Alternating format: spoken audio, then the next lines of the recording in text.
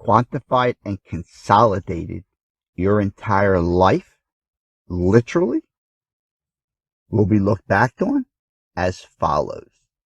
Al Gore had a boat. The whole world owned this boat.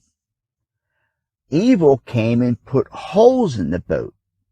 Al Gore bailed out the boat and patched the holes. Evil came back and made more holes in the boat. Al Gore bailed out the boat, got everybody else to bail out the water. It was too much water to bail out, but they kept making holes. So Al Gore got more people to bail out the water. Why? Because the people making the holes, they're not nice. In fact, they're really not nice people. You are all delusional.